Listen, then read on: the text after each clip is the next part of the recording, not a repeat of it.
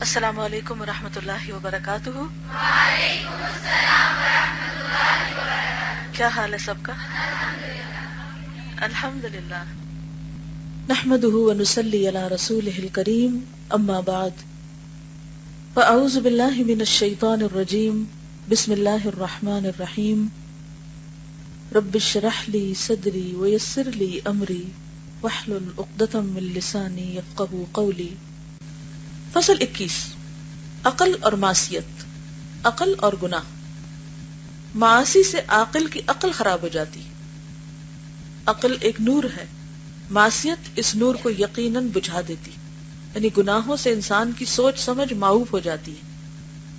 اس نور کے بجھ جانے سے عقل کمزور ہو جاتی۔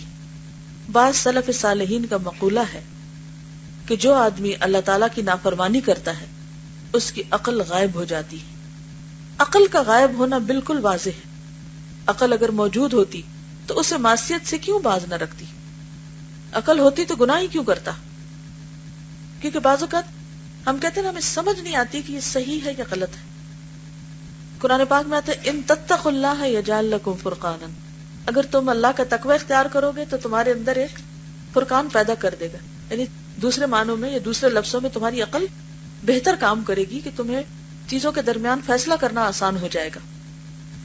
کیونکہ آپ دیکھیے کہ بہت سی چیزیں واضح لفظوں میں نہیں لکھی ہوتی جو دن بھر ہم کرتے ہیں۔ کیا ایسا ہوتا ہے کہ جو بھی چھوٹا موٹا کام آپ کر رہے ہوتے ہیں تو آپ کو اس پر نصوص ملے؟ اس کی مثال یوں ہی ہے کہ ایک شخص آیا اور کہنے لگا اللہ کے رسول صلی اللہ علیہ وسلم میرے پاس کچھ مال ہے، کہاں خرچ کروں؟ فرمایا اپنے آپ پہ کروں۔ پھر کہا اچھا اور بھی ہے؟ فرمایا اپنے والدین۔ کہا اور بھی ہے؟ کہا اولاد پہ۔ کہا اور بھی ہے؟ کہا بیوی پہ۔ کہا اور بھی؟ کہا تم خود زیادہ جانتے ہو کہ تمہیں کیا کرنا چاہیے۔ اب جب میں یہ حدیث پڑھ رہی تھی تو میں نے سوچا کہ ایک لمٹ تک تو آپ صلی اللہ علیہ وسلم نے اس کو ترتیب بتائی کہ خود پہ کرو، والدین پہ کرو، اولاد پہ کرو، بیوی پہ کرو، لیکن یہ لسٹ کتنی لمبی بتائی جاتی، کتنی لمبی؟ کیا پوری لسٹ دے جانی چاہیے تھی کہ دنیا کے ہر بندے کا نام اس میں لکھ دیا جاتا کہ اس پہ بھی کرو، اس پہ بھی کرو، یہاں بھی کرو، وہاں بھی کرو؟ یہ پاسبل نہیں۔ دین کے جو احکامات ہیں وہ کس طرح کے ہیں، کیسے ہیں؟ جی زیادہ تر اجمالی ہیں، احکام موجود ہیں لیکن اس کی بہت زیادہ ڈیٹیل اور تفصیلات نہیں ہیں۔ وہ تفصیلات کہاں سے ہمیں پتہ چلے کہ ہم کیا کریں اور کیا نہ کریں، کیا صحیح اور کیا غلط ہے؟ اس کے لیے اندر فرقان کا ہونا ضروری ہے۔ اس کے لیے انسان کی اپنی نگاہوں کا کام کرنا ضروری ہے، انسان کی اپنی عقل کا حاضر ہونا ضروری ہے، ورنہ ہر وقت ہر بات میں فتویٰ نہیں لیا جا سکتا کسی سے۔ بہت سے لوگ ہوتے ہیں نا، ہر چیز میں کنفیوژن کا شکار ہے، فیصلہ ہی نہیں کر پاتے، یہ کریں کہ نہ، یہاں خرچ کریں کہ نہ، یہ نماز پڑھ لیں کہ نہ، یہ ذکر کریں کہ نہ، ایسا کریں کہ نہ، ہر وقت وہ پریشانی پریشانی پریشانی میں مبتلا رہتے ہیں۔ جب کبھی ایسی کیفیت ہو فوراً استغفار شروع کر دیں کہ یا اللہ تو مجھے برہان عطا کر، تو مجھے فرقان عطا کر، تو مجھے فیصلے کی قوت عطا کر کہ کیا چیز میرے حق میں زیادہ ثواب اور اجر کا باعث ہے۔ کب تک میں دوسروں سے پوچھتا رہوں کہ مجھے کیا کرنا چاہیے اور کیا نہیں کرنا چاہیے؟ اگر ہمارے پاس مال ہے اور ہمیں صدقے کا بھی شوق ہے اور یہی نہیں سمجھ آ رہی کس کو دے اور کس کو نہ، اور سارا دن اسی سوچ بچار میں لگے رہتے ہیں، اچھا یہاں دے پتہ نہیں ثواب ہوگا کہ نہیں، اچھا وہ کرے پتہ نہیں اس کا گناہ تو نہیں ہو جائے گا، ہر کام کرتے ہوئے ایک شک شک شک۔ ٹھیک ہے انسان کو اللہ سے ڈرنا چاہیے اور کبھی اکڑنا نہیں چاہیے کوئی بھی کام کر کے، لیکن یہ بھی یاد رکھیں کہ چھوٹی چھوٹی باتوں پہ کنفیوژن کا شکار بھی نہیں ہونا چاہیے، اللہ سے رہنمائی لیتے رہنا چاہیے۔ وَهَيِّئْ لَنَا مِنْ أَمْرِنَا رَشَدًا۔ جب کبھی کنفیوژن ہو تو فوراً اللہ سے دعا کریں، ربنا آتنا من لدنک رحمتا وہیئ لنا من امرنا رشدا۔ اللہ تو ہمارا دل کھول دے، ہمیں تو رہنمائی دے دے، جو چیز زیادہ بہتر ہے وہ کرنے کی توفیق دے۔ اور یہ بھی کیسے پتہ چلے گا، یہ کیسے ملے گا؟ جب ہمارا اللہ سے تعلق مضبوط ہوگا، اور اگر اللہ سے تعلق مضبوط نہیں تو یہ بھی چیز نہیں مل سکتی۔ تو یہ جو انڈیسائیسو ہونا ہے نا، فیصلے کی قوت کا نہ ہونا، یہ بھی اسی میں سے ایک ہے۔ تو قوت فیصلہ کب مضبوط ہوتی ہے انسان کی؟ جب انسان کے اندر اللہ کا خوف ہوتا ہے، اللہ کا تقوی ہوتا ہے، اور گناہوں کی کثرت انسان کے اندر سے یہ صلاحیت چھین لیتی ہے۔ وہ یہ کیوں نہ سمجھتا کہ اس کی جان اللہ تعالیٰ کے قبضے قدرت میں ہے اور اس کے قہر اور غلبے کے ماتحت، اس کے کردار سے اللہ تعالیٰ ہر طرح باخبر ہے، اللہ تعالیٰ ہی کے گھر میں اسی کے فرش پر بیٹھا ہے، نیز اللہ تعالیٰ کے فرشتے اس کے ساتھ لگے ہوئے ہیں۔ اللہ کا گھر کون سا ہے؟ مسجد۔ حدیث میں آتا ہے میرے لیے ساری زمین مسجد بنا دی، کہیں بھی نماز پڑھ سکتے ہیں نا، تو یہ بیسیکلی مراد اس سے زمین ہے، یہ اللہ کی بنائی ہوئی ہے۔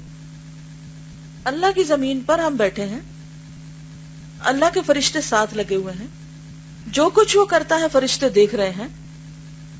قرآن مجید کا واعظ گناہوں سے احتراز کرنے کی اسے ہدایت کر رہا ہے، ایمان کا واعظ گناہ سے روکتا ہے۔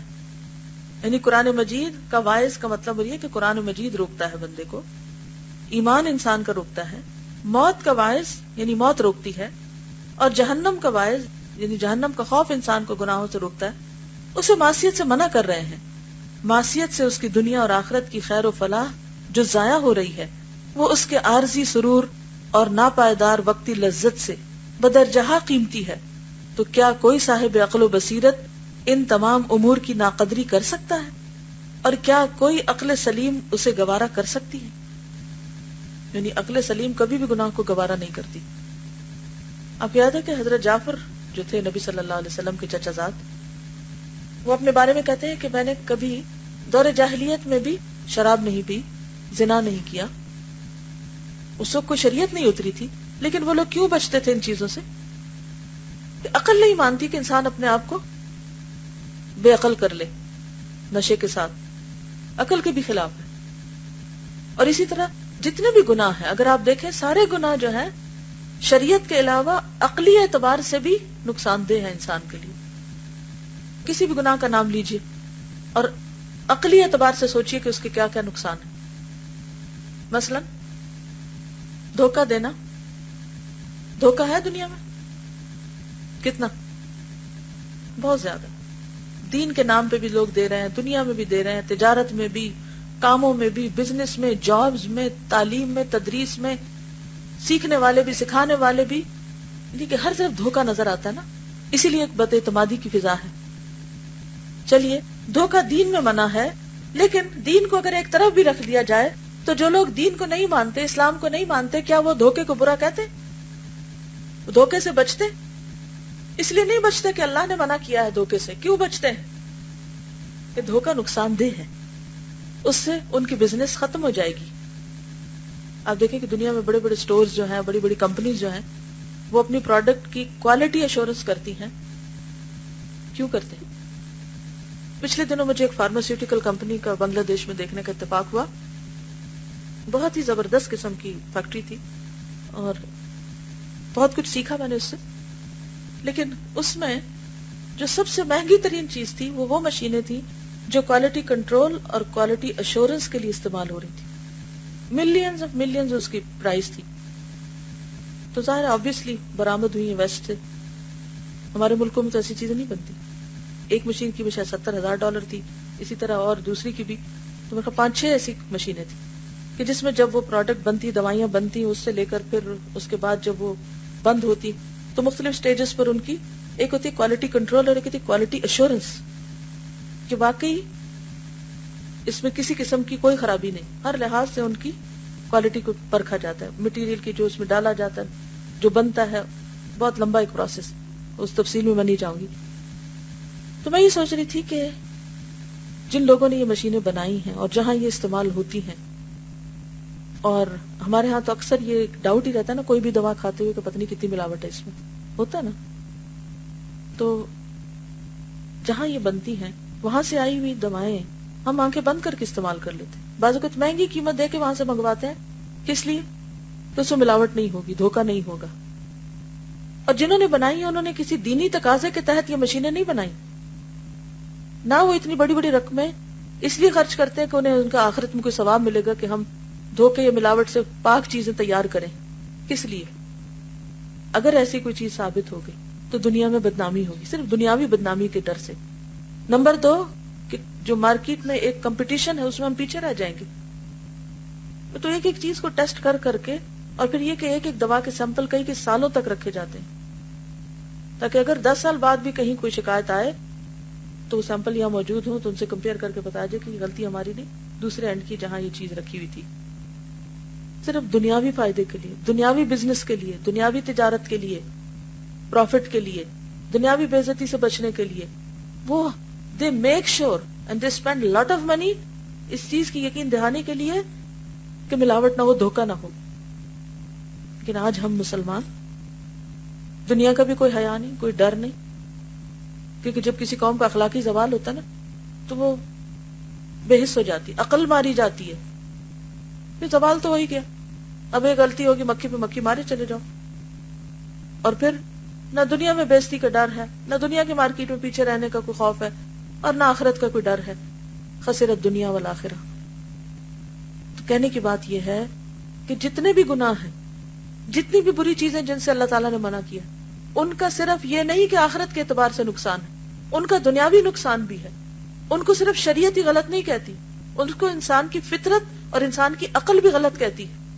تو اس لیے جو عقل مند انسان ہے وہ ہر اعتبار سے گناہ سے بچنے کی کوشش کرتا ہے.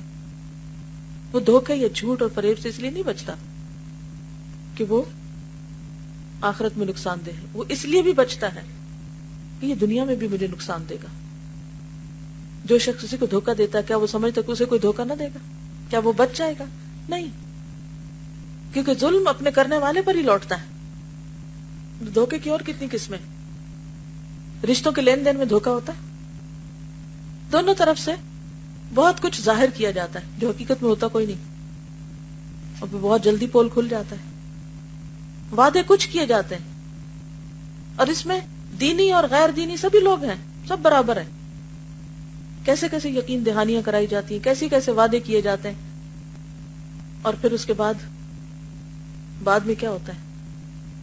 کیا وعدوں کا پاس کیا جاتا ہے؟ کیا عہد نبھائے جاتے ہیں؟ تو یہ سب کیا ظاہر کرتی ہے کہ جب انسان غلط کام کرتا ہے تو اس کی عقل پہ بھی پردہ پڑ جاتا ہے، اور وہ عقل کو بھی نقصان دیتی ہے. اور عقل ہی ایسی چیز ہے کہ جس کی وجہ سے انسان کی عزت ہے، انسان کی برتری ہے. کس پر؟ باقی مخلوق پر. آج کے لیے اتنا ہی کافی ہے. تو آج کے لیے کوئی کرنے کا کام کیا نہیں کریں گے؟ کوئی ایک چیز ذہن میں طے کر کے اٹھیے. کسی کو دھوکہ نہیں دیں گے، نہ ٹیچر کو دھوکہ دیں گے سبق کے معاملے میں، نہ نقل کریں گے اسائنمنٹ میں، نہ ٹیسٹ میں، اور کسی سے عزت نہیں مانگیں گے. اور اگر کوئی ہماری بے عزتی کرے گا تو ہم فوراً اپنی غلطیوں، اپنی کمی اور اپنی کوتاہی کا اعتراف کر کے اپنی اصلاح کی فکر کریں گے. ٹھیک ہے جی، آپ کچھ کہنا چاہ رہے ہیں؟ نرمی اور عاجزی انشاءاللہ. جزاکم اللہ خیرا. السلام علیکم ورحمۃ اللہ وبرکاتہ. وعلیکم السلام ورحمۃ